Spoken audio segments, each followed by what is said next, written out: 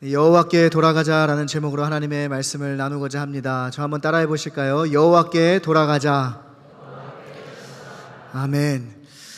여러 사람들을 만나 이야기를 나누다 보면 공통적으로 듣게 되는 말이 있습니다. 바로 답답하다라는 그러한 말이에요.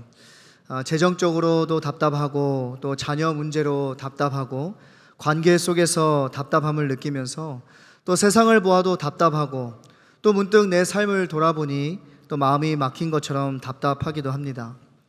그런데 더 큰 문제는 이러한 답답함 속에서 내가 무엇을 어떻게 해야 할지를 모른다는 것이 우리의 마음을 더 답답하게 할 때도 있습니다. 그러다 보니 우리의 기도도 점점 줄어가고 말씀과도 점점 멀어지고 또 눈물은 마르고 마음은 점점 굳어져 갑니다. 이것이 바로 우리의 영적 무뎌짐이라고 이야기할 수 있습니다. 이스라엘은 한때 팔레스타인 지역에서 가장 으뜸가던 나라였고 또 예루살렘은 그 당시 최고의 중심지라 할 만큼 중요한 위치에 있었습니다. 그러나 그들은 결국 자신들의 죄로 인해 무너져 버리게 되었습니다. 겉으로 보기에는 바벨론이라는 나라가 강해서 망한 것처럼 보입니다. 하지만 성경은 분명히 우리에게 말씀해주고 있어요. 하나님을 떠났기 때문에 무너진 것이라고. 성경은 이 상황을 단순한 국가적 위기가 아니라 근본적인 영적 문제로 진단하고 있다라는 겁니다. 사람들은 대체로 문제가 생기면 그 원인을 바깥에서 찾기 마련이에요. 환경 때문이라고 말하고 사람 때문이라고 말하고 시대 때문이라고 말합니다. 그러나 성경은 문제의 본질은 하나님과의 관계에 있다라고 말씀해주고 있습니다. 그렇기 때문에 문제의 해결도 우리가 환경의 변화에 있는 것이 아니라 하나님께 돌아가는 데 있다라는 겁니다. 40절에서도 이렇게 말씀해요. 우리가 스스로 우리의 행위들을 조사하고 여호와께로 돌아가자. 예레미야 애가는 슬픈 노래 혹은 예레미야의 눈물이라고도 불립니다. 그 이름처럼 그 안에는 분노와 절망, 두려움과 고독, 그리고 깊은 좌절이 담겨져 있습니다. 하지만 우리가 애가서를 통해 바라보아야 할 것은 이러한 비극 자체가 아닙니다. 오히려 그 비극 속에서 일어나고 있는 전환이에요. 절망 속에서 소망을 바라보게 되고 회개를 통해 회복으로 나아가게 되는 변화입니다. 특별히 3장은 고난의 탄식이 신뢰와 믿음으로 바뀌고 심판의 원인을 깨닫는 데서 죄를 향한 회개로 나아가며 이 현재의 절망적인 상황의 미래의 희망찬 회복으로 이어지는 마치 한편의 반전 드라마와 같은 그러한 흐름을 보여주고 있습니다. 그런 의미에서 오늘 우리가 읽은 이 본문은 영적으로 무뎌지고 또 고난과 그 삶의 어려움 속을 살아가는 우리에게 매우 중요한 메시지를 던져주고 있는데요. 바로 영적 각성, 곧 여호와께로 돌아가는 거라는 겁니다. 그래서 예레미야는 이스라엘이 비록 죄로 인해 심판을 받았을지라도 다시 여호와께로 돌아가기만 하면 새로운 회복이 기다리고 있음을 강조해주고 있는 것이에요. 여기서 돌아오라라는 이 단어는 구약 전반에서 언약적 회복을 상징하는 매우 중요한 핵심 용어입니다. 이 메시지는 오늘을 살아가는 우리 그리스도인들에게도 꼭 필요한 말씀이에요. 비록 우리는 많은 혜택과 풍요 속에 살아가고 있지만 여전히 우리는 육체적, 정서적, 정신적인 그러한 아픔 속에서 신음하면서 각자 나름대로의 문제를 안고 살아갑니다. 그렇게 우리는 때로 알게 모르게 영적 궁핍함 속에 머물러 살아가고 있는 것이죠. 그렇기 때문에 본문에서 시인이 이 고난의 문제를 극복해 나가는 그 과정은 오늘을 살아가는 우리에게 이 고난을 어떻게 다루어야 하는지에 대한 귀한 가르침이 됩니다. 그리고 그 핵심은 분명합니다. 바로 문제의 해결책은 사람에게 있는 것이 아니라 하나님께 있다라는 사실입니다. 그러므로 우리는 하나님 앞에 먼저 무릎 꿇고 기도의 자리로 나아가야 합니다. 내 자신의 문제들 뿐만 아니라 내가 속한 이 공동체 안에서 일어나는 크고 작은 문제들까지도 그 실마리를 가지고 계신 분은 오직 하나님뿐임을 우리는 잊지 말고 그 하나님을 인정할 수 있어야 한다라는 거예요. 그래서 우리는 스스로 이렇게 물어야 합니다. 왜 나는 영적으로 메말라 있는가? 무엇이 나로 하여금 하나님으로부터 멀어지게 만들었는가? 왜 예전에는 내 마음이 뜨거웠던 것 같은데 지금 내 마음은 왜 차가워져 있는가? 이러한 질문들을 우리가 피하지 않고 정직하게 바라볼 수 있어야 한다라는 것이에요. 지금 우리는 영적으로 너무나도 무뎌진 그러한 시대를 살아가고 있습니다. 무엇이 죄인지도 모르고 그냥 영적으로 무뎌진 채 살아가고 있는 사람들이 너무나도 많이 있죠. 그러한 무뎌짐 속에서 하나님을 알아보지도 못하고 또 하나님의 임재를 느끼지도 못한 채 하나님과 어떠한 상관없는 그러한 인생을 살아가고 있다라는 겁니다. 그러나 우리는 우리 안에 무너져 가고 있는 것이 무엇이 있는지를 분명히 점검해야 합니다. 그리고 우리의 가운데 무너진 것이 있다면 그 무너진 영성을 새롭게 해야 하는 것이에요. 나의 삶 속에서 또 내가 속한 그 공동체 안에서 우리가 영적으로 무뎌지고 있고 또 무너져 가고 있는 부분이 어디에 있는지, 무엇이 있는지 우리는 깊게 돌아봐야 하는 것이죠.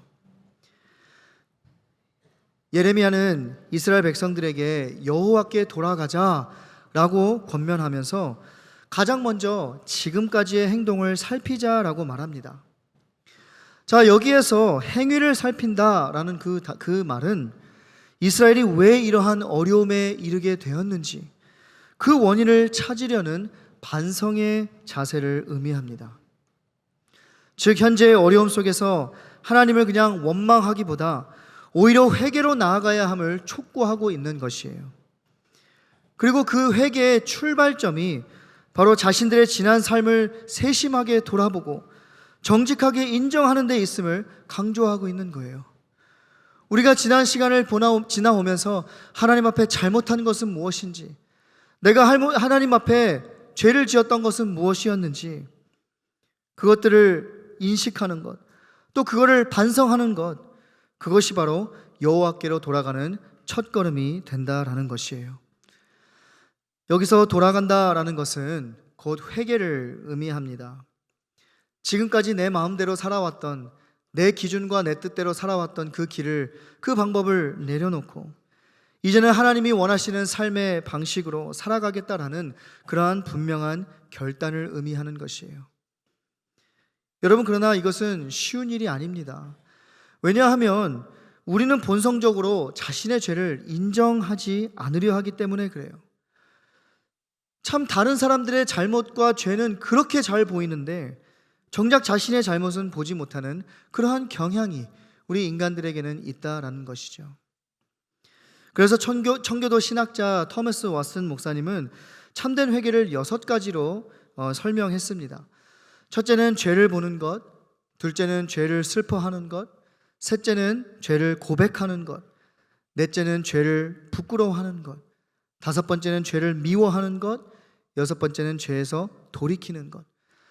이러한 과정 속에서 가장 첫걸음이 되는 것, 그것은 바로 죄를 보는 것, 바로 죄를 직시하는 것임을 이야기하고 있는 것입니다. 이것이 바로 오늘 본문에서 예레미야도 동일하게 외치고 있는 그러한 부분이에요. 여러분, 우리가 우리의 죄를 인정하는 것, 이것은 하나님 앞에 죄를 인정하는 것은 결코 부끄럽거나 자존심 상하는 일이 아닙니다. 오히려 그것은 우리를 은혜의 자리로, 회복의 자리로 나아가게 만드는 첫걸음이 된다라는 것이에요. 그런데 여러분, 여기서 우리가 스스로 알아야 할 중요한 사실이 있는데요, 그것은 바로 우리는 스스로 회개할 수 있는 존재가 아니라는 사실이에요. 성경이 말하는 회개는 인간의 결단 이전에 하나님의 은혜로 시작되는 역사입니다. 하나님께서 우리의 마음을 깨닫게 하시고 우리의 마음을 돌이키게 하시고 다시 하나님께로 향하게 하시는 거예요. 그러므로 우리가 하나님께 돌아간다는 그 사실 자체가 이미 하나님께서 우리 마음 가운데 역사하고 계신다라는 증거인 것이죠. 그렇기 때문에 결국 우리는 은혜로 회개하는 것이고 은혜로 회복되게 되는 것입니다. 그래서 예레미야는 41절에서 이렇게 말해요. 우리의 마음과 손을 아울러 하늘에 계신 하나님께 들자. 우리가 기도를 할 때 손을 드는 것은 우리가 기도의 한 일반적인 모습이라고 할 수 있습니다.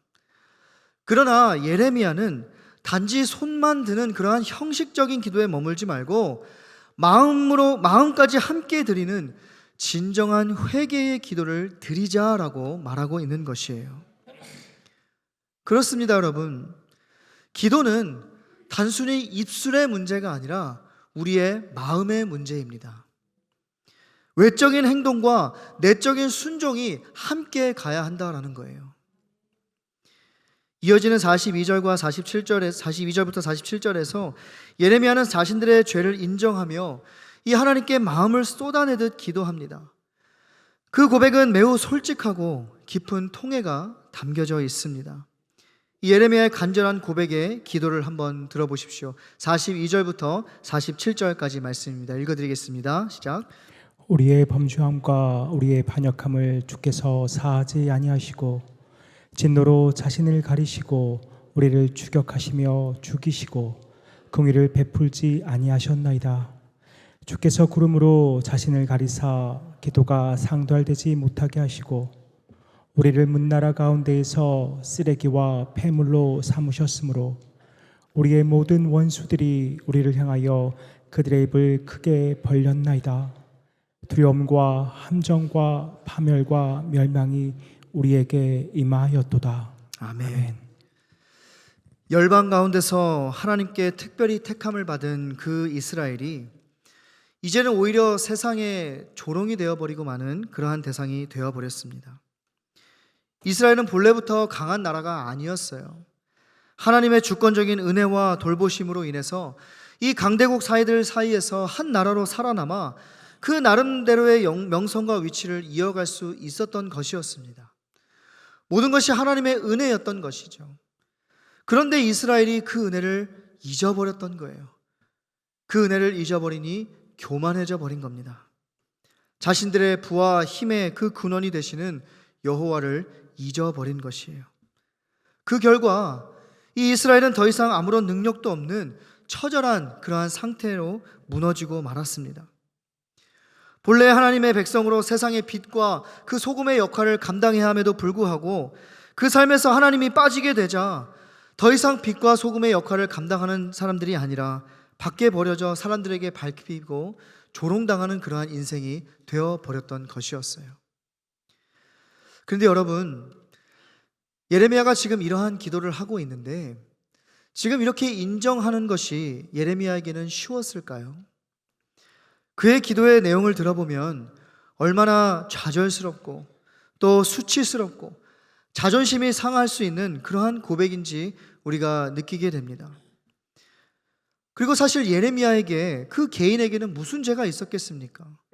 그는 유다 백성과 달리 하나님의 선지자로서 평생을 하나님 앞에 의롭게 살아가려고 애썼던 사람이었어요. 그럼에도 불구하고 여기서 우리가 주목해야 할 중요한 부분이 있습니다. 바로 예레미야는 기도할 때마다 우리라는 표현을 사용하고 있다는 거예요. 자신을 공동체와 분리하지 않고 함께 묶어 기도하고 있는 것입니다. 저들의 죄입니다. 저 사람들 때문에 이렇게 되었습니다. 라고 말할 수도 있었지만 그는 오히려 우리가 범죄하였습니다. 라고 고백하고 있는 것이에요. 여러분, 이 모습이야말로 참된 영성을 가진 사람의 모습이라고 할 수 있습니다. 하나님은 개인만을 보시는 분이 아니라 공동체를 바라보시는 그러한 하나님이세요. 그리고 예수님께서도 우리를 각각 개인으로 부르신 것이 아니라 공동체로 부르셨어요. 그러므로 신앙의 본질 속에는 나 하나만이라는 생각이 자리 잡을 수 없습니다. 다른 사람이 어떻게 되든 간에 나만 잘 되면 되고 나만 살아남으면 된다는 식의 사고방식은 결코 성경적인 모습이 아니에요. 예수님께서 가르쳐 주신 기도를 보아도 거듭 우리라는 단어를 사용하셨죠. 오늘 우리에게 일용할 양식을 주옵시고 우리가 우리에게 죄진 자를 사하여 준 것 같이 우리의 죄를 사하여 주옵시고 우리를 시험에 들게 하지 마옵시고 우리 공동체의 중요성을 보게 되는 것이죠. 한동안 넷플릭스에서 큰 인기를 끌었던 오징어 게임이라는 그러한 드라마가 있습니다.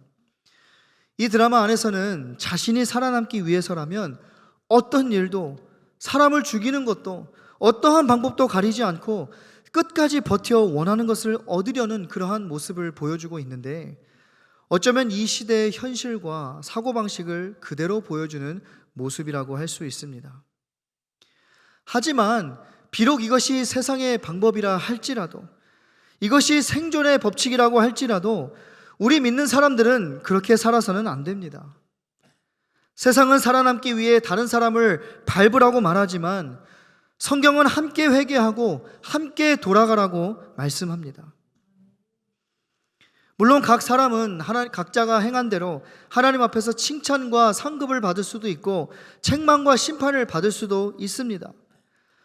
그러나 이 땅에서의 신앙생활은 결코 혼자만의 신앙 싸움이 아니라 함께 울고 함께 돌이키며 함께 걸어가는 그러한 공동체 속에서 비로소 온전히 이루어진다는 사실을 우리는 잊지 말아야 하는 것이에요. 여러분, 예레미야에게는 이러한 마음이 있었어요. 공동체를 향한 그의 마음은 얼마나 간절했던지, 애절함을 넘어 숨이 끊어질 듯한 통곡으로 하나님께 부르짖으며 하나님께서 그들을 돌아봐 주시기를 간절히 기다리고 있었어요. 48절부터 50절 말씀 우리가 다시 한번 읽어보겠습니다. 이렇게 말씀합니다. 함께 읽겠습니다. 시작. 딸 내 백성의 파멸로 말미암아 내 눈에는 눈물이 시내처럼 흐르도다. 내 눈에 흐르는 눈물이 그치지 아니하고 쉬지 아니하며 여호와께서 하늘에서 살피시고 돌아보실 때까지니라. 아멘.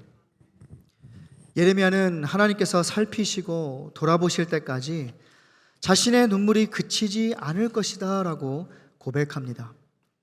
곧 하나님께서 내 백성, 내 예루살렘을 다시 돌아보시고 회복시키실 때까지 멈추지 않고 눈물로 기도하겠다라는 것이에요. 사랑하는 성도 여러분, 우리 교회 공동체 가운데에도 또 우리 가정 공동체 가운데에도 하나님 앞에서 흘리는 이 눈물이 다시 회복될 수 있기를 소망합니다. 하나님께서 우리를 돌아보시고 우리를 회복시키실 때까지 멈추지 않고 눈물로 기도하는 저와 여러분이 될 수 있기를 간절히 소원합니다. 물론 우리가 기도하지 않는 것은 아니에요. 지금도 곳곳에서 기도의 자리를 지켜주시는 성도님들이 많이 계십니다. 그러나 이제는 소수의 누군가가 아니라 이 공동체에 속한 우리 모두가 하나님 앞에서 진정한 회개와 간구의 눈물을 흘릴 수 있기를 간절히 소원합니다. 이스라엘 공동체를 바라보며 흘렸던 그 예레미야의 눈물, 그 눈물은 단순한 슬픔의 눈물이 아니라 하나님 앞에서 드리는 참회의 눈물이었고 동시에 회복과 소망을 향한 눈물이었으며 이미 이루어질 회복을 바라보는 확신과 감사의 눈물이었습니다. 그러므로 우리 공동체 가운데도 다시 한번 이러한 기도가 회복될 수 있기를 간절히 바랍니다. 하나님 앞에서 진심으로 흘리는 눈물이 회복되어질 수 있기를 간절히 바랍니다. 여러분, 예레미야에 가는 말 그대로 예레미야의 눈물의 노래입니다. 이스라엘 공동체의 무너짐을 바라보며 백성들의 죄악을 보며 하나님 앞에서 눈물로 지은 노래입니다. 겉으로만 보면 단순히 슬픈 노래처럼 보일 수 있습니다. 그러나 그 이면에는 분명한 메시지가 담겨 있어요. 그것이 무엇이냐면 바로 하나님께 돌아오기만 한다면 다시 회복할 수 있다는 소망과 희망이 담긴 소망의 노래인 것이에요. 그렇다면 여러분, 이 소망의 근거가 어디 있습니까? 우리의 눈물인가요? 우리의 회개인가요? 아니요. 바로 예수 그리스도의 십자가입니다. 예수 그리스도께서 십자가에서 우리의 죄를 담당해 주셨기 때문인 것이에요. 그러므로 우리의 회복의 근거는 우리가 단순히 눈물을 흘려서도 아니고 회개의 기도를 해서도 아니고 바로 오직 하나님의 신실하심에 있다라는 것이에요. 우리의 회개가 우리의 회복을 만들어내는 것이 아니라 하나님의 신실하신 그 사랑이 우리를 부르시고 우리는 그 부르심에 응답하는 것입니다. 그렇기 때문에 회개는 하나님의 은혜가 우리 안에서 살아 역사하고 있다라는 가장 분명한 증거가 되는 것이에요. 모든 것을 살피시는 하나님, 우리를 그 누구보다 깊이 사랑해 주시는 하나님, 용서를 구하고 주님께로 돌아오기를 간절히 기다리시는 그 하나님께서 바로 우리의 소망의 근원이 되어주신다라는 겁니다.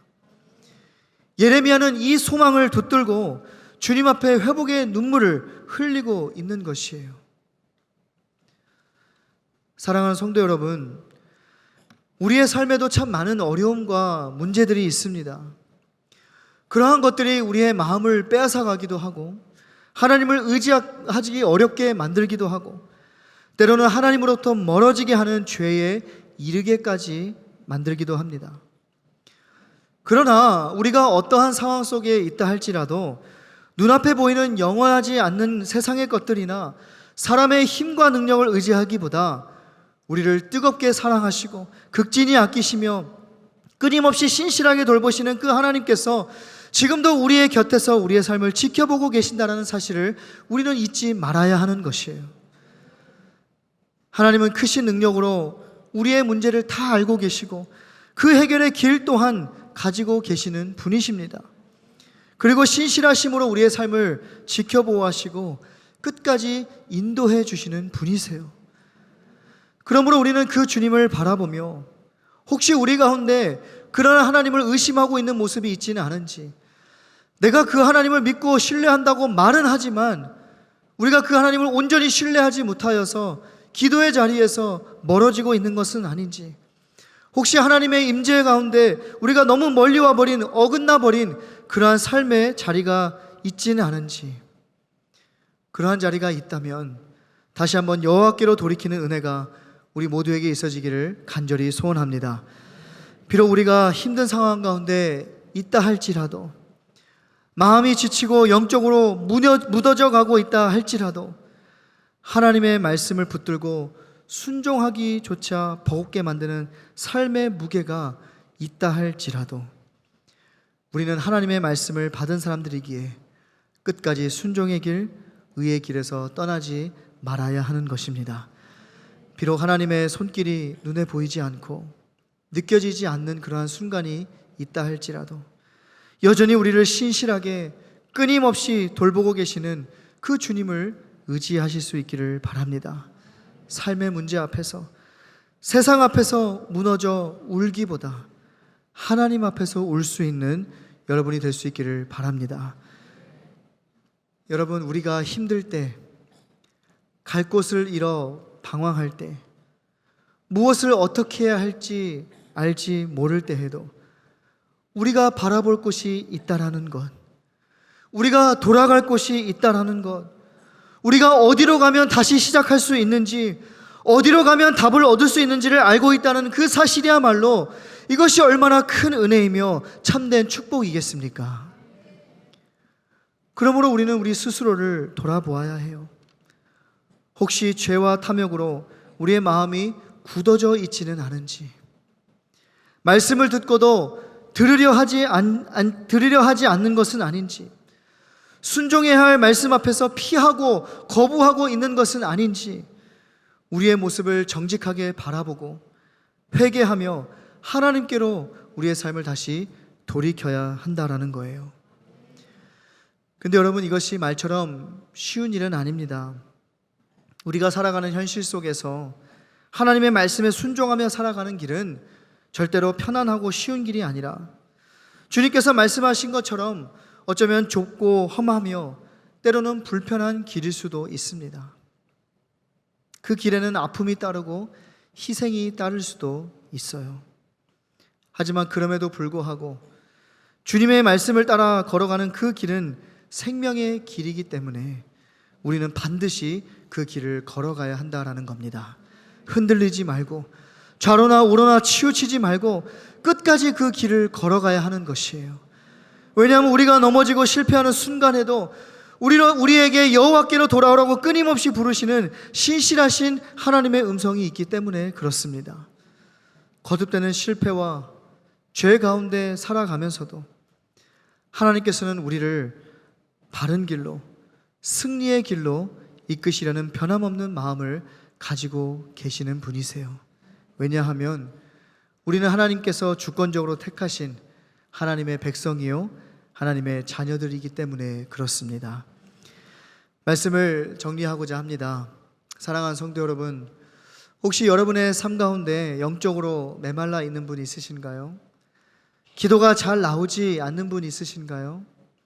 마음이 아직도 굳어져 있는 분 있으신가요? 아직도 예전에 그러한 상처 때문에 여러분의 마음을 괴롭게 하고 하나님 앞에 온전히 그 은혜를 누리지 못하며 살아가는 분 있으신가요? 그렇다면 오늘 말씀을 붙드십시오. 여호와께로 돌아가자.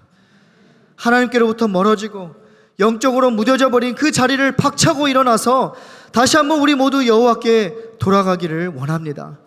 나 자신부터 시작하고 또 주위에 그러한 지체들이 있다면 격려하면서 함께 갔으면 좋겠습니다.